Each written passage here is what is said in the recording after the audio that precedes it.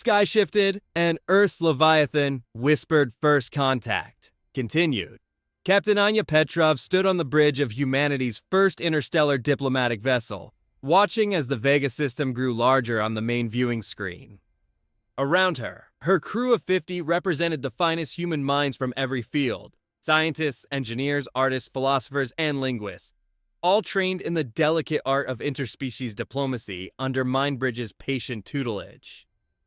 "Captain," called Dr. Marcus Webb from the xenobiology station, "we're receiving preliminary scans of the third planet. The atmospheric composition is concerning." Anya moved to his workstation, her magnetic boots clicking softly against the deck. Through the viewing port, she could see Mindbridge's massive form gliding silently alongside their ship, a protective presence that could envelop their entire vessel within a single sensory appendage. "Show me the data, Marcus." The holographic display revealed Vega 3 in painful detail. What had once been a blue-green world was now shrouded in toxic clouds. Its oceans turned acidic brown, its continents scarred by the remnants of massive industrial complexes now lying in ruins.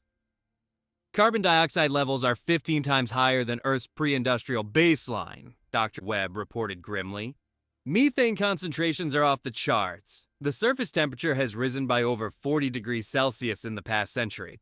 This isn't just climate change. This is complete ecosystem collapse." Dr. Sarah Chen, their chief cultural analyst, looked up from her linguistic workstation. "Captain, we're receiving transmissions from the surface.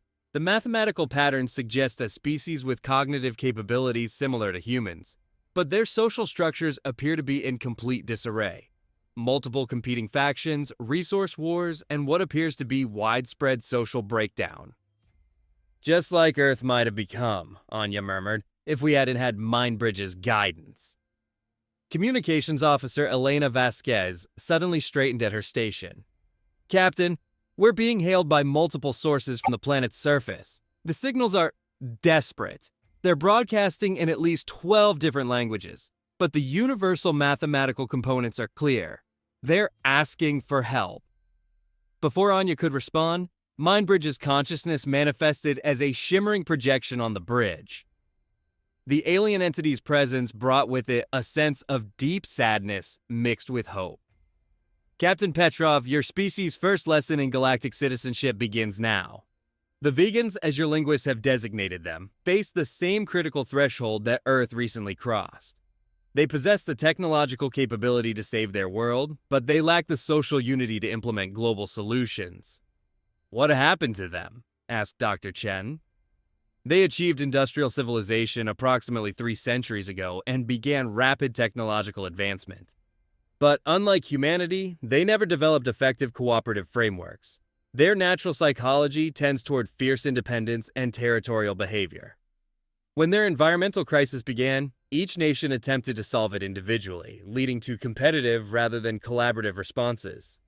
Dr. Webb studied the planetary data with growing understanding. So they're not lacking in intelligence or technology. They're lacking in the ability to work together." "Precisely. They have developed atmospheric processors more advanced than Earth's, renewable energy systems that could power their entire civilization cleanly, and restoration technologies capable of healing their damaged ecosystems. But they cannot agree on implementation, resource allocation, or unified governance." Captain Petrov felt the weight of responsibility settling on her shoulders. "Mindbridge, how can we help? We've only just learned to cooperate globally ourselves." "But that is exactly why you are uniquely qualified to help them," the projection replied warmly. "You remember what it felt like to be divided, to compete when cooperation was essential. You understand their psychology because you so recently transcended it yourselves." The bridge crew exchanged glances, recognizing the truth in Mindbridge's words. Earth's transformation had been rapid, but recent enough that they all remembered the old ways of thinking. "What's our approach?" Anya asked. "Gradual contact beginning with their scientific communities. The Vegans' rational minds will be most receptive to evidence-based arguments for cooperation. Once we establish trust with their researchers and engineers, we can begin demonstrating the practical benefits of unified action." Dr. Chen looked concerned. Are we talking about cultural interference? Imposing our values on another species? Not imposing, Mindbridge corrected gently. Offering. The vegans must choose their own path, just as humans did. But they can learn from your example, seeing how a species with similar psychological patterns managed to overcome divisiveness and work toward common goals. Communications Officer Vasquez spoke up. Captain, I'm receiving what appears to be a distress call from a scientific research station on the planet's northern continent. They're reporting that their atmospheric monitoring equipment has detected our ship's arrival, and they're requesting direct communication. Put them through, Elena. The main screen flickered to life, revealing a being that was both alien and strangely familiar. The vegan scientist had 4 arms, skin that shifted color with emotional states, and large, expressive eyes that conveyed intelligence and desperate hope. When it spoke, the translation systems rendered its words in accented but clear English. Unknown vessel, I am Dr. Keth Moore of the Northern Research Collective. We have been monitoring your approach for several planetary rotations. Your technology appears far in advance of our own. Please, if you are capable of helping us, our world is dying and we are running out of time. Captain Petrov stepped forward, feeling the historic weight of the moment. Dr. Keth Moore, I am Captain Anya Petrov of the Earth vessel New Horizon. We have come in response to your planet's situation. We believe we may be able to offer assistance, but first we need to better understand your world and your people. The alien scientist's skin shifted to what the crew's cultural briefings had indicated was a color of relief mixed with cautious hope. Earth, the 3rd planet of the Sol system, our deep space monitors detected unusual gravitational distortions in your region several of your years ago. We theorized that another species might have achieved interstellar capability, but we could not confirm it. That would have been when Mindbridge arrived at Earth, Dr. Webb murmured. Dr. Kethmore's large eyes widened with what appeared to be awe. Mindbridge? That is the entity whose gravitational signature we detected? The massive consciousness that dwells between the stars? You know of Mindbridge? Anya asked, surprised. Ancient legends speak of vast intelligences that guide young species through their developmental crises. We had assumed that they were mythological stories, but if such beings are real, the alien skin color shifted to what their briefings indicated was intense curiosity mixed with hope. Mindbridge's projection materialized visible to the transmission, causing Dr. Keth Moore to make what appeared to be a gesture of deep respect. Dr. Keth Moore, Mindbridge spoke directly to the vegan scientist, your species stands at the same crossroads that humanity recently navigated. You have the tools to save your world, but you need the wisdom to use them cooperatively. These humans have volunteered to share their recent experience with exactly this challenge. You would help us? Dr. Kethmore's voice carried a note of wonder. Despite our failures, despite the damage we have done to our world? Captain Petrov felt a deep empathy for the alien scientist's pain. Dr. Kethmore, 6 months ago, Earth was heading toward the same crisis your world now faces. We understand better than most what it feels like to have the solutions, but not the unity to implement them. We're here to share what we learned, if you're willing to listen. More than willing, the vegan replied immediately. Our research collective has been advocating for global cooperation for decades, but the political divisions run too deep. Perhaps an external perspective, evidence that cooperation is not only possible but successful, could provide the catalyst we need. Dr. Chen leaned forward. Dr. Kethmore, would your research collective be willing to host a small diplomatic team? We could begin by sharing our technological approaches to environmental restoration, and then discuss the social and political frameworks that made global implementation possible. I will need to consult with my colleagues and obtain approval from the various territorial governments, Dr. Kethmore replied. But I believe I can make a compelling case. The fact that you have traveled between stars to offer assistance, with no apparent benefit to yourselves, will carry significant weight in our deliberations. After the transmission ended, Captain Petrov turned to her crew. Thoughts? Dr. Webb was the first to speak. Their situation is actually worse than Earth's was. The environmental damage is more advanced, and the social fragmentation appears deeper. But that could work in our favor. Their crisis is so severe that rational minds will be more motivated to consider radical solutions. The parallels are striking, added Dr. Chen, a species that developed technology rapidly but didn't develop the social maturity to handle it responsibly. They need what we needed: perspective, hope, and proof that cooperation is not only possible but necessary for survival. Communications Officer Vasquez looked up from her station. Captain, we're receiving additional transmissions from across the planet. Word of our arrival is spreading, and the responses are mixed. Some are welcoming, others are suspicious, and a few are actively hostile. Hostile how? Anya asked. Military mobilization in several regions demands that we leave their system immediately. Accusations that we're invaders or that we're working with rival factions. The planet's political divisions are preventing a unified response to our presence. Mindbridge's projection pulsed with what the crew had learned to recognize as thoughtful consideration. This is why the gradual approach is essential. Direct contact with political leaders at this stage would likely trigger defensive reactions and worsen existing divisions. Beginning with scientists and other rational minds allows us to demonstrate beneficial intentions before engaging with political structures. Captain Petrov nodded. Elena, send a response to Dr. Kethmore's research station. Tell them we're prepared to send a small diplomatic team as soon as they can arrange appropriate clearances. And emphasize that we come only to share information, not to impose solutions. Aye, Captain. As her crew busied themselves with preparations for humanity's first interstellar diplomatic mission, Anya found herself looking out at the dying world below. Somewhere on that planet, desperate beings were making the same mistakes that Earth had barely avoided.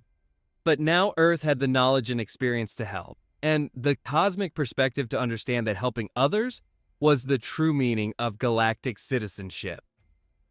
Mindbridge, she said quietly, are you sure we're ready for this responsibility?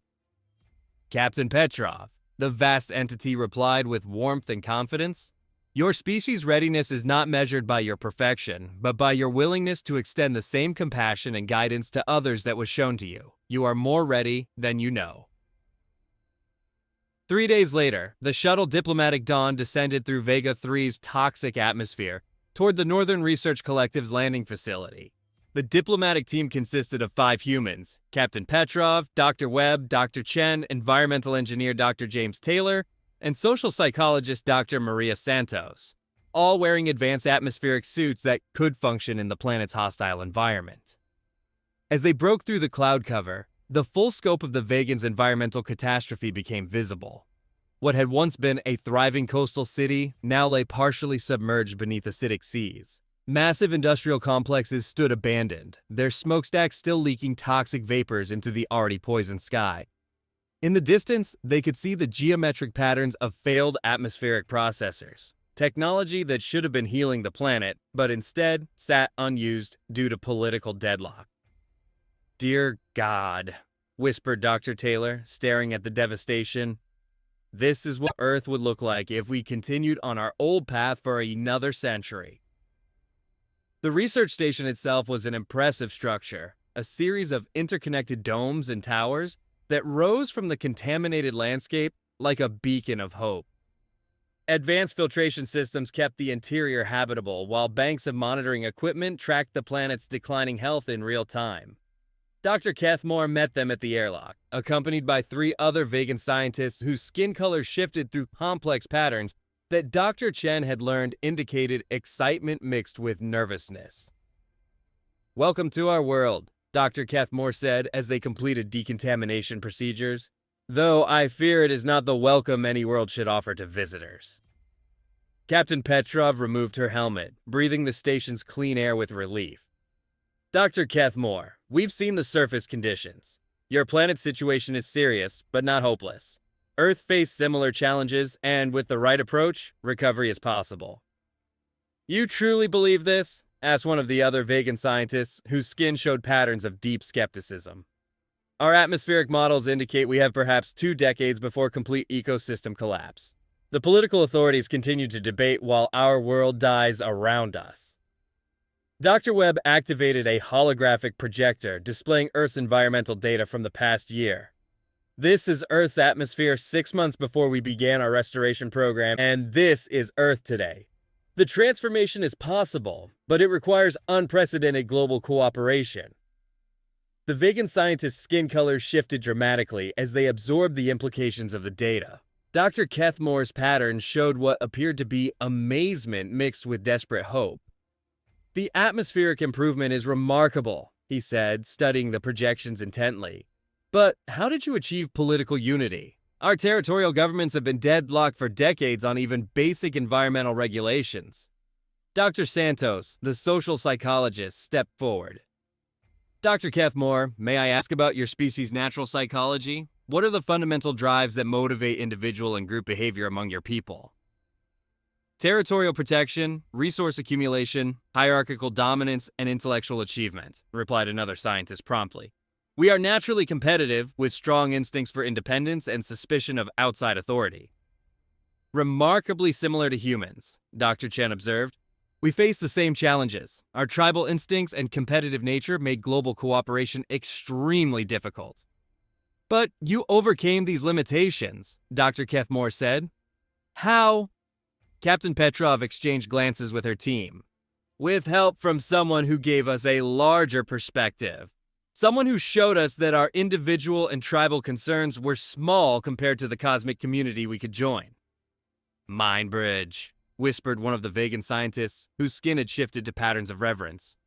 "But the key realization," Dr. Santos added, "was that cooperation didn't require us to abandon our competitive nature or our independence. It required us to redirect those drives toward larger goals, competing to see who could contribute most to the common good, being independent by choosing to work together rather than being forced to." Dr. Kethmore's skin showed intense concentration.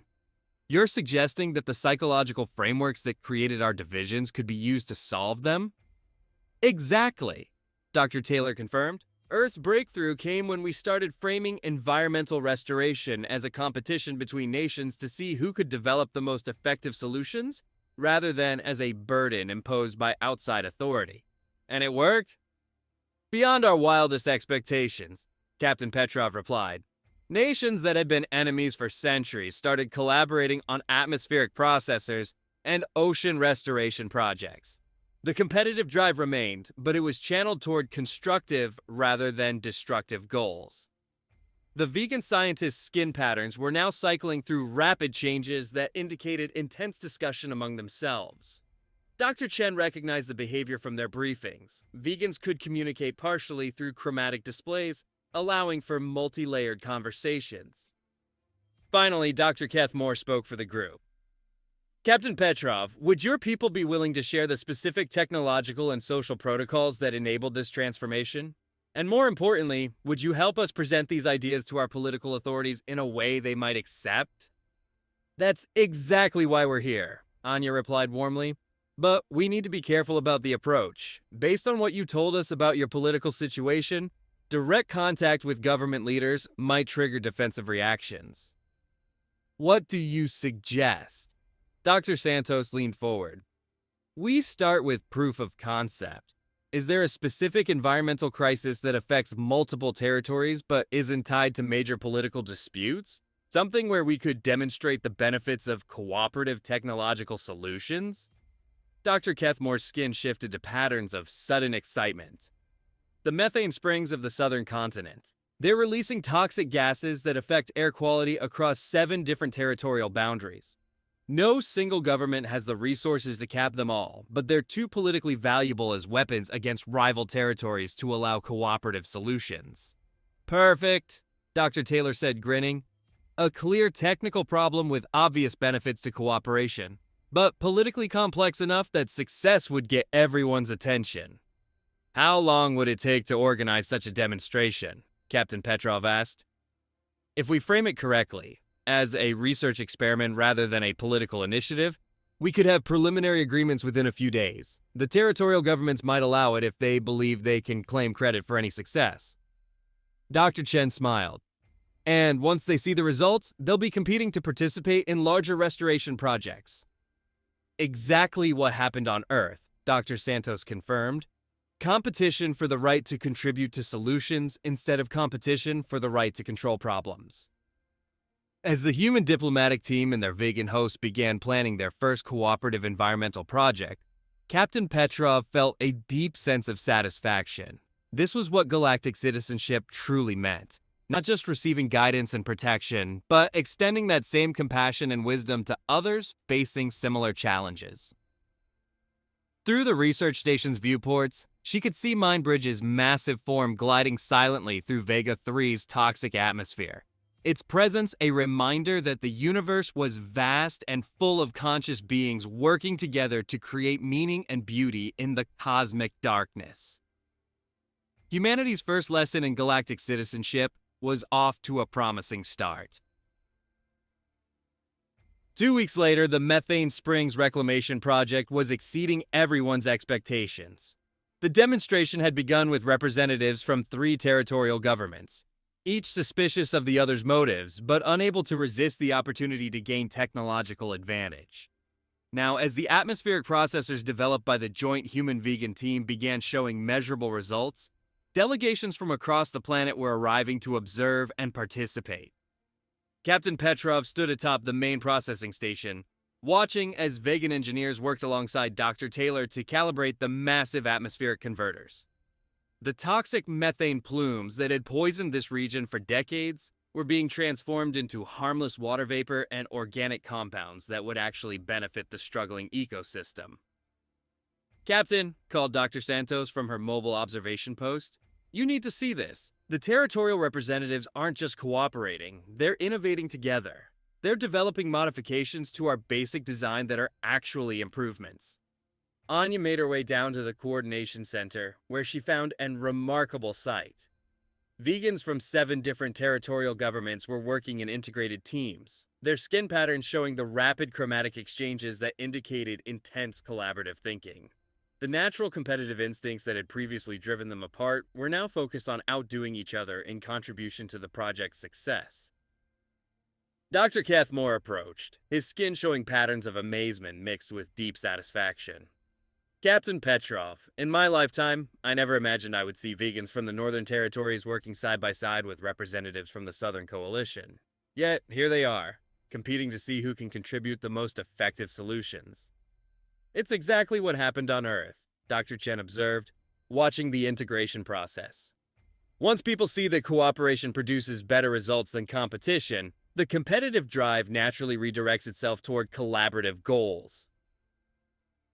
A commotion near the main communications array drew their attention. Dr. Webb was talking animatedly with a group of vegan scientists while pointing at his instruments. "Dr. Webb, what's happening?" Captain Petrov called out. "Captain, we're receiving a transmission from the planetary capital. Apparently the success of this project has gotten the attention of the Global Environmental Council. That's their closest thing to a planet-wide government body. And they want to meet, all of them. Representatives from every major territorial government, environmental organization, and scientific institution on the planet. They're calling it the Great Convergence." Dr. Cathmore's skin pattern shifted to what appeared to be amazement tinged with disbelief. "The Great Convergence hasn't been attempted in over 50 years. The last time they tried to achieve planet-wide cooperation, it ended in political chaos and resource wars. What makes this time different?" Dr. Santos asked. "Proof that cooperation works," replied another vegan scientist. "The Methane Springs Project has demonstrated that collaborative technological development produces results that no single territory could achieve alone. And more importantly, it's shown that cooperation doesn't require anyone to surrender their competitive nature or territorial identity." Captain Petrov felt a surge of pride mixed with apprehension. "Dr. Cathmore, if we accept this invitation, we'll be moving from technical demonstration to direct political engagement. Are you sure your people are ready for that level of contact?" "Captain, I believe the more important question is whether your people are ready. You would be entering a political environment with centuries of embedded conflicts, suspicions, and competing agendas. The stakes will be much higher than a single environmental project." Dr. Chen looked thoughtful. "Actually, that might work in our favor. Earth's transformation accelerated when the stakes became high enough that cooperation was clearly necessary for survival. If Vega 3's political leaders understand that their planet's future depends on unified action, they might be more motivated to overcome their traditional divisions." "There's another factor," Dr. Webb added. "Mindbridge's presence, the knowledge that there's a galactic community of conscious beings out there, and that membership requires demonstrating the ability to work together, could provide the external perspective that makes internal cooperation possible. Dr. Santos nodded in agreement. External threat or external opportunity can often overcome internal divisions that seem impossible to resolve. If the Vegan governments understand that their planet's survival and their species' future depends on learning to cooperate, political calculations might shift dramatically. Captain Petrov made her decision. Dr. Kethmore, please inform the Global Environmental Council that we accept their invitation. But we want to establish some ground rules for the meeting. What kind of ground rules? First, this is a scientific and technological consultation, not a political negotiation. We're here to share information and demonstrate possibilities, not to broker agreements between territorial governments. Second, all participants must agree to focus on problem solving rather than blame assessment. And third, any solutions developed must benefit the entire planet, not individual territories. Dr. Kethmore's skin showed patterns of approval. Those are wise conditions, Captain. They address many of the issues that have prevented effective cooperation in the past. When and where would this great convergence take place? The traditional location is the floating city of Murthak, built on artificial islands in the Northern Ocean. It was designed specifically for multi-territorial gatherings, with no single government having territorial claims over it. Dr. Taylor looked up from his environmental monitors. Captain, there's something else to consider. The success of our atmospheric processors here has attracted attention from other species in nearby star systems. Mindbridge has been receiving queries from civilizations facing similar environmental challenges. You're saying we might not be the only species offering assistance? More than that, Dr. Taylor continued, we might be witnessing the formation of a regional network of young civilizations, helping each other through environmental and social crises. A sort of junior galactic community. The implications were staggering. Humanity's first diplomatic mission might be evolving into something much larger. The foundation of a cooperative network of developing civilizations throughout this region of the galaxy. Mindbridge's consciousness manifested as a shimmering projection in the coordination center, its presence bringing with it a sense of deep satisfaction and growing excitement. Captain Petrov, Dr. Kethmore, your efforts here have exceeded all expectations. The collaborative frameworks you have developed are already being studied by observers from 3 other star systems. You are creating a model for interspecies cooperation that could transform this entire region of the galaxy. Dr. Kethmore's skin pattern showed reverence mixed with amazement. Great, Mindbridge. Are you saying that our small project has galactic significance? More than you know, Dr. Kethmore. The methods you have developed for overcoming competitive instincts through collaborative redirection are innovative approaches that could benefit countless species. You are not just solving your own planet's crisis. You are contributing to the galactic community's understanding of how consciousness evolves toward cooperation. Captain Petrov felt the weight of cosmic responsibility settling on her shoulders once again. Mindbridge, are we ready for this level of significance? Are humans and vegans prepared to serve as examples for other developing civilizations? Readiness is not a destination, Captain. It is a process. By accepting the challenge of helping others while continuing to grow yourselves, you demonstrate the essential nature of galactic citizenship. You are ready because you are willing to try, to learn, and to extend compassion across the vast distances between stars. As the planning for the Great Convergence began in earnest, Captain Petrov looked out across the transformed landscape where vegans from competing territories worked together to heal their world. This was how civilizations joined the galactic community, not through conquest or submission, but through the gradual recognition that consciousness, compassion, and cooperation were the fundamental forces that made the universe meaningful. Humanity's greatest adventure was just beginning.